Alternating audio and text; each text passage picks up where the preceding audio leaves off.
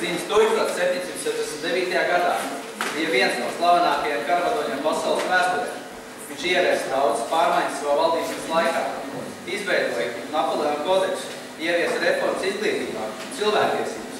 Viņš ievēroja pārmaiņa Eiropas kartu un kļuva par tās valdnieku, būdams gudrs, mērķtiecīgs un vadošs, ko apliecinājās Francijas valstsvietu un filozofu Sieyès teiktais. Kungi, jums ir īsts vadots. Šis vīrs zina visu, grib visu un var visu. Darīja visu iespējamo, lai glābtu Franciju no saimniecības sabrukuma un kļūtu par tās imperatoru, kronējot pats sevi.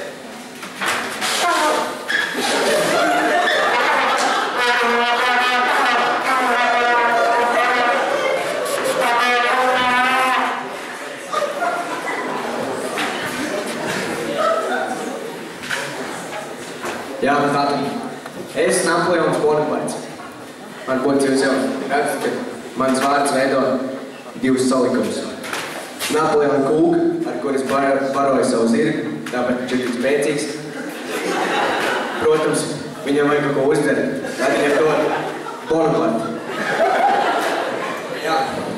Kas gan es būtu par valdnieku un iekarotāju bez savas mīļās, maziņās sieviņas Žozefīnas. Mīļā! Sveiks, mīļa!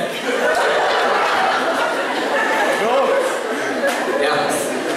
Kādreiz viņai bija daudz garāks vārds, bet es viņu vienkārši tagad sauc par Žozefīnu, jo man grūti izrunāt. Tātad, ko es vēl varētu pateikt? Ir viena lieta.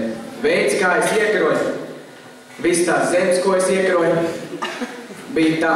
Es vienkārši netraucēju saviem pretiniekiem, kamēr viņi pieļauj savus kļūdas.